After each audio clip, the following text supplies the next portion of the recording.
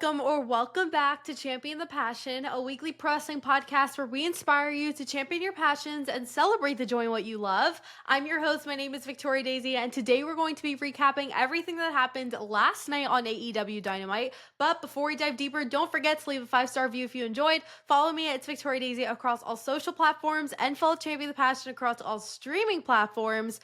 But let's dive right into the opening segment with FTR. Now, this was absolutely hysterical because the fans would not let them talk. And for context, they were in Philly last night, and we all know how a Philly crowd can get, and it was absolutely amazing. So Dax started interrogating Paul, who is the referee, about his supposed slip up at Forbidden Door this past Sunday. Dax asked him to reverse the call and make them tag team champions, but Paul said no. His decision is final. And then Stokely got on the mic and started calling Paul all of these names that I will not repeat, and saying that all he wants to do is just please the fans. And then it started getting a little bit physical, but before anything crazy happened, Adam Copeland and Christian Cage came out, and this broke out into a huge brawl, literally over Paul the ref. It was so funny. Then Christian got on the mic to say that at Forbidden Door, they took care of his problem, and now they have to take care of Adam's problem. We all know that this was an agreement they had made at the beginning of their so-called partnership a couple weeks ago. And then Adam got on the mic to say that, they are going to have a match against FTR September 20th in their hometown of Toronto at AEW All Out. And that was made official.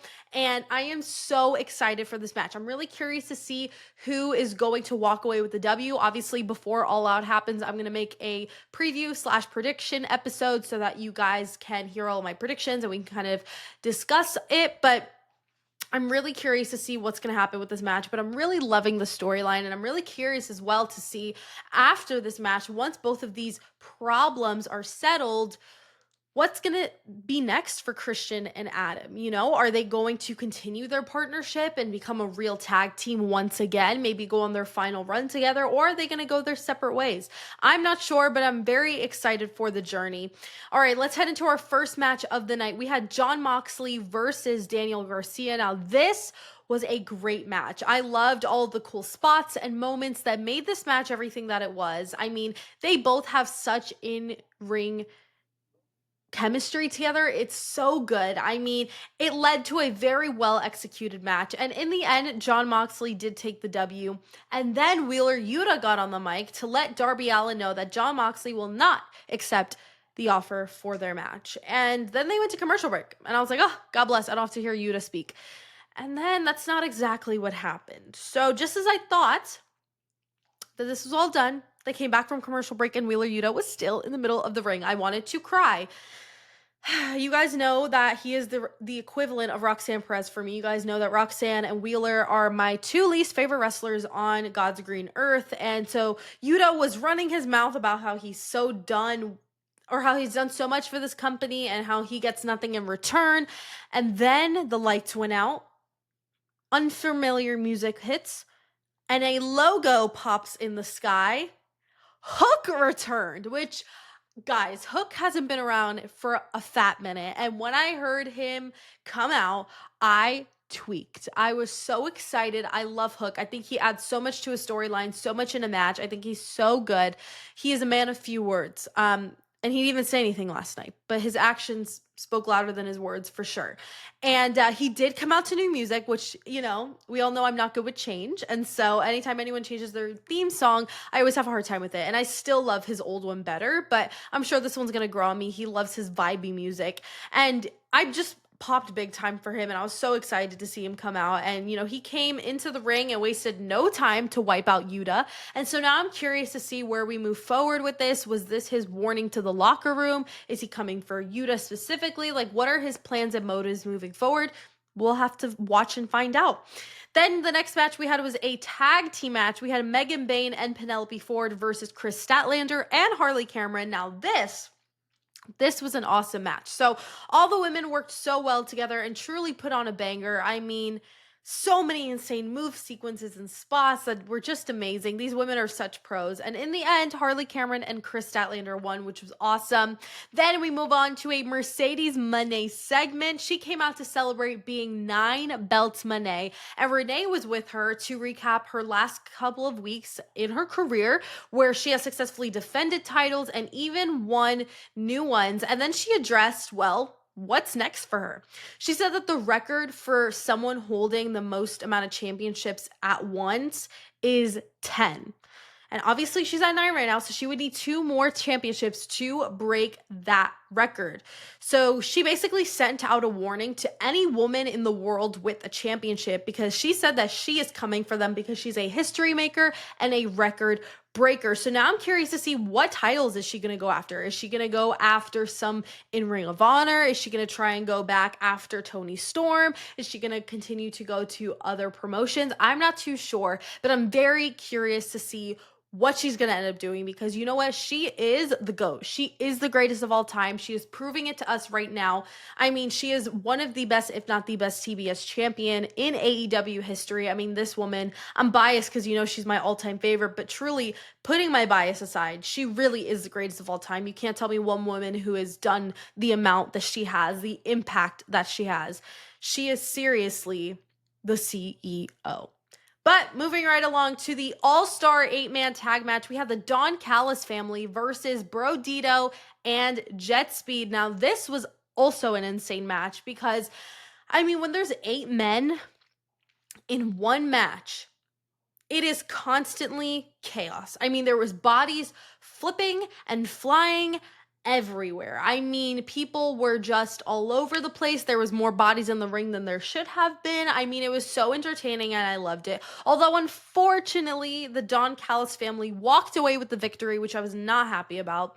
All right, let's head to the Hangman Adam Page segment, our champion. He came out to address the Will Ospreay situation. He talked about how he's sorry about what happened to Will Ospreay, but if there's any chance that he's able to return in ring, he would love to give him a title opportunity, which I thought was amazing.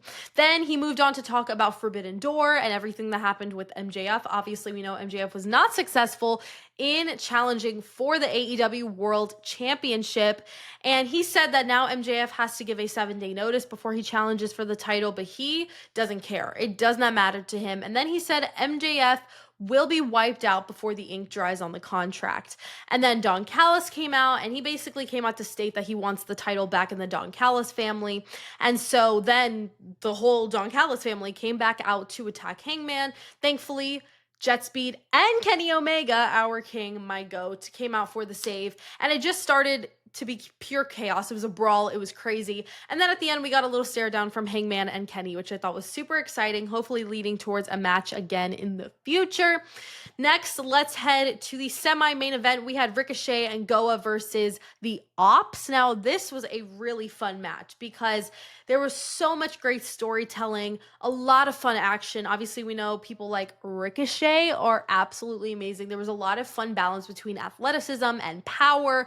It was just amazing. But in the end, the Ops won, and then Ricochet and Goa were still in the ring when the Hurt Syndicate came out to attack them. And so now it seems like they are their new prey, and I'm very excited to see where we go moving forward with that storyline. But let's head into the main event. We had a Falls Count Anywhere match, Darby Allin versus Claudio Castagnoli. This was an awesome match. I was so happy that this got the main event slot because it definitely deserved it. I mean, they were literally traveling the entire arena from start to finish. It was insane. They were murdering each other. There was blood. It was insane. Typical AEW shenanigans that we love so dearly. And they were doing the craziest spots that left me on the edge of my seat. Truly, the entire main event. It was insane. But in the end, Darby Allin won, and I was so excited about it. But then after, Gabe Kidd and the Death Riders came out to attack him. And even though they lost some confidence with not having the World Championship in their possession, that still isn't stopping them from attacking any newcomers. And I don't mean newcomers as in like Darby's new to AEW. I just mean like, you know, he recently returned and now he is somebody that people got their eyes on. So, very curious to see where that goes moving forward. But let's head to my overall thoughts. I thought it was a really good episode of Dynamite. My match of the night, hands down, was Jon Moxley versus Daniel Garcia. It was so entertaining, and I loved every second of it. Then my segment of the night definitely is FTR, Adam Copeland, and Christian Cage. That was absolutely hysterical. A great opening segment. It was so good. Overall, I'd rate the show about an 8.5 out of 10. Extremely high rating for Dynamite.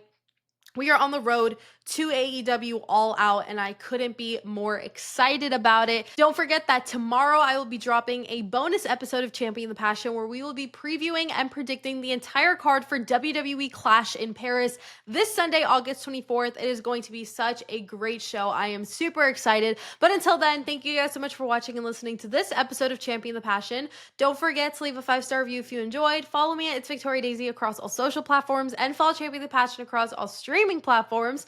Don't forget to champion your passions and celebrate the joy in what you love, and I'll see you guys in the next episode. Bye.